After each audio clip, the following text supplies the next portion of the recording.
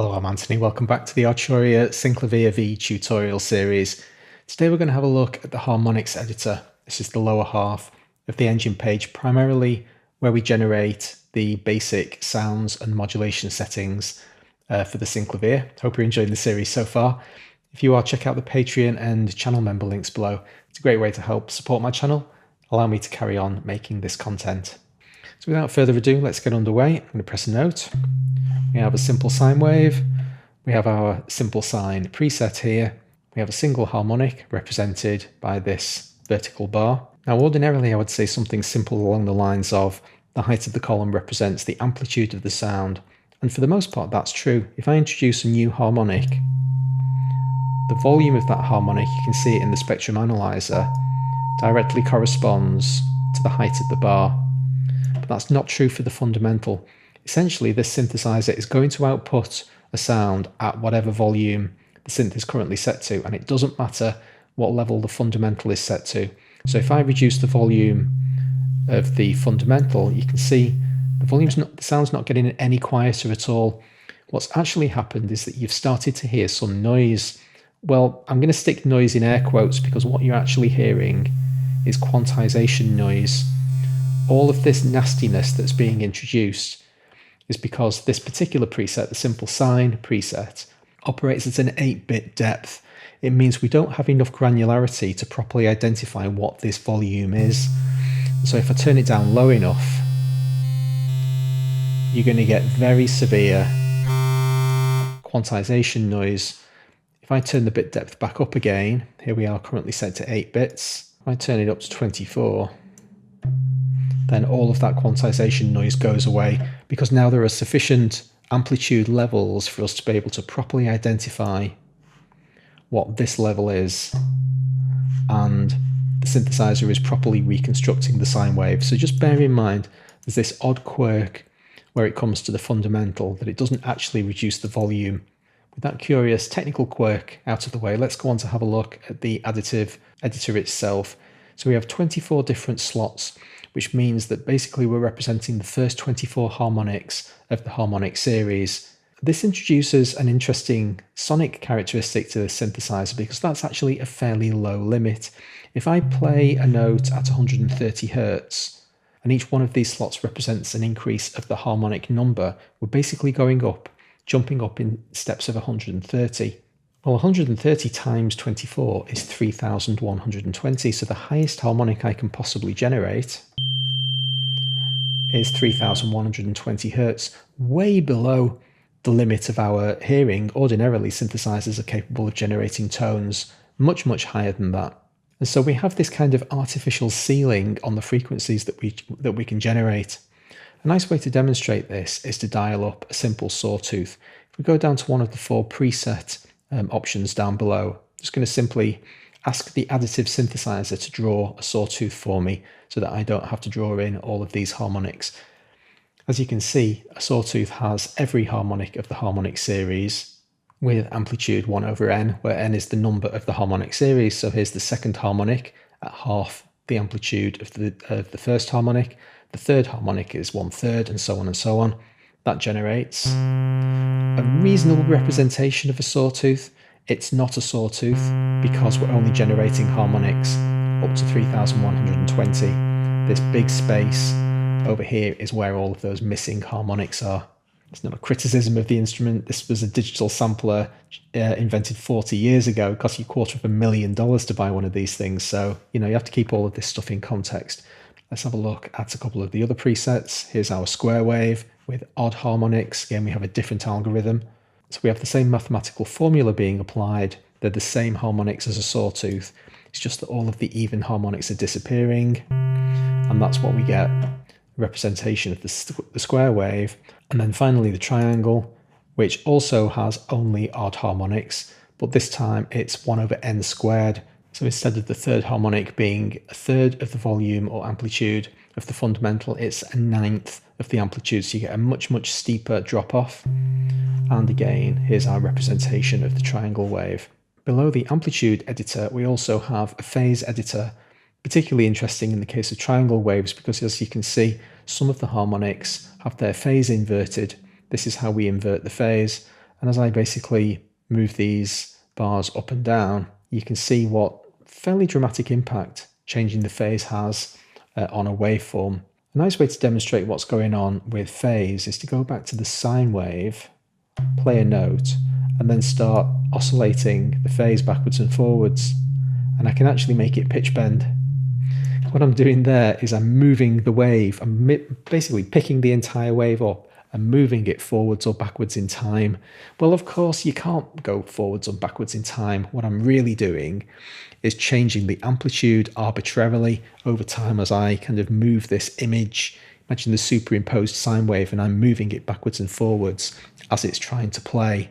I'm actually distorting this wave and effectively introducing pitch change. I dial up the most harmonically complex of the waves, the sawtooth, and start messing with its phase.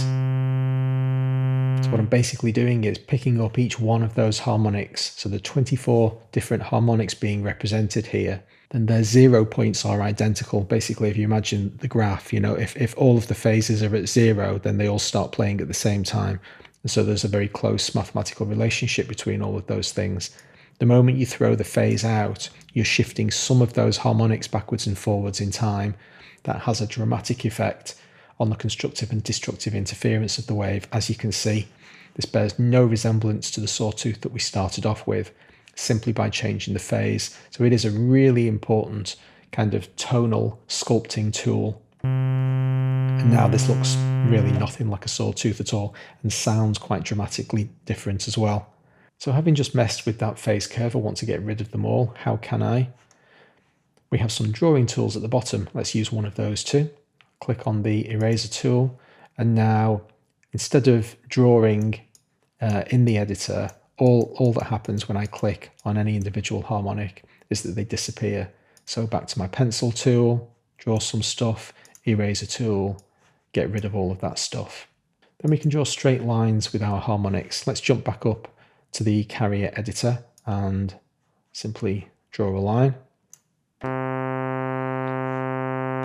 So now this is the kind of the shape of a sawtooth, but sawtooth has a logarithmic curve. This is linear.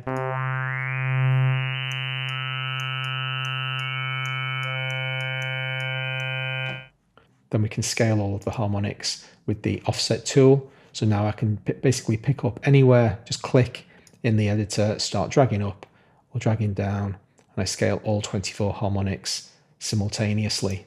Let's have a quick listen to what that sounds like. I can gain access to all of those tools without changing the drawing tool with the use of the Smart tool. So let's engage Smart tool. Now by default, it's going to be the pencil. So when I click in the editor, I'm in pencil mode. If I press the Shift key, I enter line mode. If I press the Alt key, I enter scaling mode. And if I right click with my mouse, so I'm not pressing a keyboard control now, I have the erase tool. So left click for pencil, right click for erase, Alt to scale, Shift for lines. But I'm a bear of very simple brain, so I'll stick with the pencil tool. Thank you very much. Then we can apply some restrictions to the harmonics, or the coefficients, basically the values of the harmonics that we're going to edit. So to demonstrate this, let's get rid of all the harmonics that we've got. Then I'm going to enter restriction mode odd, head back to my pencil tool. Now I'll draw something basically representing a sawtooth. So I just clicked and dragged, and the editor ignored all of the even harmonics. Switch over to even and paint the missing harmonics in. You can also ask the editor to only insert octaves and fifths. So let's get rid of what we've got so far, switch back to all mode, delete everything. Now I'll head back into octaves mode, and now when I click across, you get a very quick representation of the first, second, fourth, what's this, 8th and 16th harmonics of the harmonic series. They correspond to 130, 260, 520, 1040, 2080. And if we have a look in the spectrum analyzer, there they all are. There's the 2080, 1040, and so on. And you also notice how similar that sounds to an organ. Basically, organs operate primarily with octaves and fifths. So if I dial in a little bit of fifths flavor as well, just drag across again at a lower amplitude, now this is going to sound very similar to an organ, because that's primarily what an organ does, generates octaves and fifths.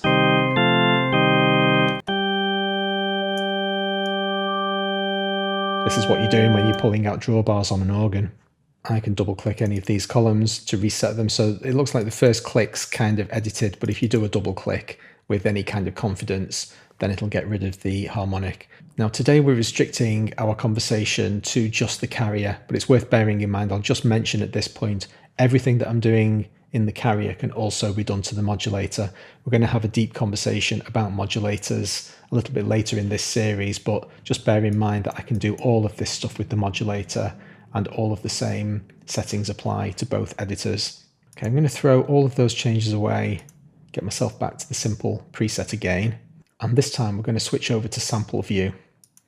So this is a completely different perspective that we have in the Synclavier. We can load up samples into our frames. First things first, let's load up a sample. Let's load the 12-string guitar. So this is now a sample of a 12-string guitar. Let's play it.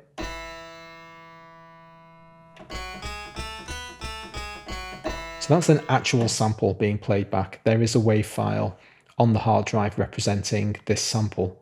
Now, if you open your Arturia Software Center, you can configure where that default location is. You can see that I have my resources folder set to a dedicated VST drive, and in the Arturia folder, you'll find all of your samples. So here's the sample folder inside that root Arturia location, and then here's all of the plugins that I have installed.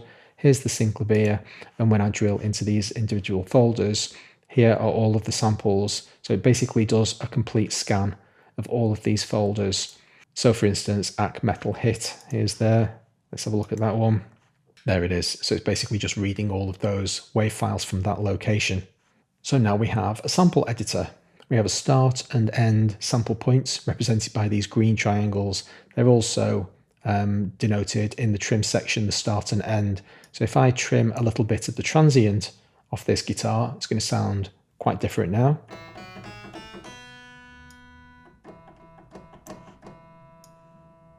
Here's the end point. So it'll play to the end. I know that's very quiet now. Let's bring the transient back so that we've got some volume to play with. Then we have loop points, which are the purple markers, identical to the timeline kind of concept. So if I engage looping, it'll now loop around that sample section. Then we can decide what happens when we let the key go. So in order to do this, I'm going to have to increase the release envelope of my sound so that it basically lasts a bit longer. So now let's get the key playing. It's going to loop around, let the key go, and it falls out of the loop and carries on its release cycle from wherever it was. If I have release mode engaged, however, I've got my envelope set too long, haven't I? Let's bring that down a bit. Now, when I let the key go, it carries on looping around until the envelope determines that it's reached 0 amplitude. But you can also load samples from your own private library. If we click Browse Files, now I've navigated to my sample drive. I'm going to load one of these big string samples in. And here you can see big string C2. Note the sample start and end points are still set, so let's have the whole sample.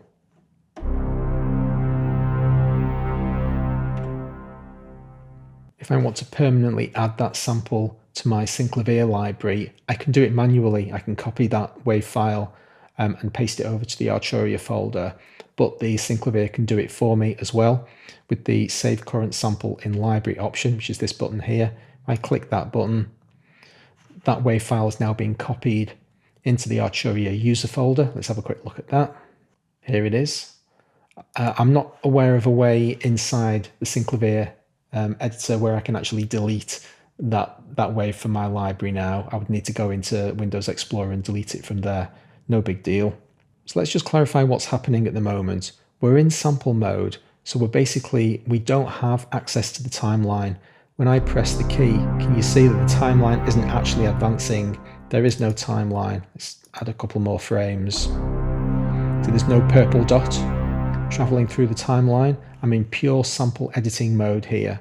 But we can convert this sample into the synthesis engine using a process called Resynthesis. This is what the Analyze buttons do down below.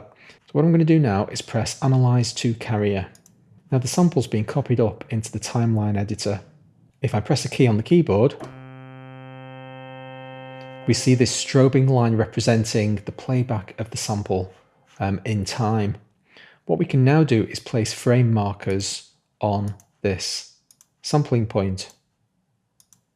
And what the Resynthesis engine is going to do is analyze the sample at these moments in time and generate frames corresponding to whatever's going on in the background. So we've got, what, 7 frames there? Is that everything?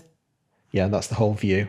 So if I now click Apply, that sample has just been converted into 7 snapshots. They are pure snapshots of the moment in time representing that sample. So let's hear what that sounds like. Now 7 samples, 7 snapshots is a very small amount. If you think, typical sampling, you're dealing with 44, 48,000 samples per second. Here we have, over the course of the 3 seconds I'm playing this key, 7 snapshots. Don't expect it to sound like the original sound, but what we have done is taken these additive snapshots, a picture of what the sample looked like at that moment in time. From that point onwards, we are morphing between these frames in exactly the same way that any other timeline would. If we jump back over to Sample View and press a key, we're hearing the sample again. So we've basically kind of come out of timeline mode, and now we're listening to the sample playback again. So you've got this kind of curious hybrid nature between these two editors. You need to just bear in mind which view you're looking at and what it is you think you're actually doing. So at the moment, we're processing the sample again. Let's do some new processing on it. Let's switch back into carrier mode. And this time I'm going to auto place the largest number of frames I can. 99 frames. If I click auto place, now you can see these frames have been distributed across the sample. Let's hear what that sounds like. We're getting a little bit closer to the original sound because we've taken that many more snapshots. Let's say we're happy with that, bake those answers into the editor, and now we jump back over to the synthesis view. And as we cycle through all of those frames, you see all of those different harmonic profiles. I actually didn't notice at the time, it's only created 54 frames. 54, is that right? Yes, because the sample wasn't long enough. If I make the sample a little bit longer, and switch back into carrier mode, how many are we going to get this time? This time there's enough sample for it to give me 60 frames. So it's basically a resolution to the minimum distribution it's going to place on these frames. Let's have a listen to what that sounds like.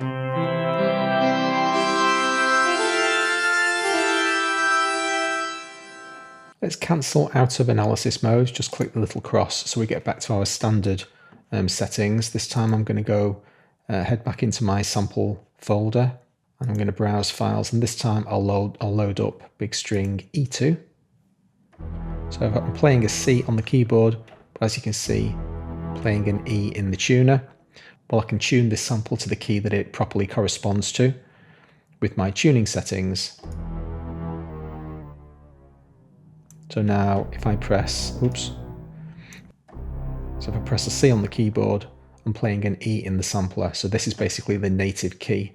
If I set this back to C, now I'm going to ask the Synclavier to do that job for me. See this little white line in the background? That's the position marker at which it will analyze the pitch of the sample that's playing. So I'm basically going to pick the loudest part of the transient at the beginning of the sound and click Auto Tune. And now, as you can see, it's correctly identified that it's an E1 and actually tuned it slightly flat. If I'm not happy with that, I can look at the tuner as it's playing back. I might change my mind, double click on it, set it back to 0 cents. Most samples have some slight pitch variance over the course of their playback, so each time you click auto tune, you're going to get a slightly different answer for the tuning. but there are other times when a sample will be consistently flat or high, in which case Auto-Tune is going to be really handy to do that job for you. That'll do us for the Harmonic Editor. Hope you enjoyed the video. Please hit like if you did. I'll see you next time. Thanks very much.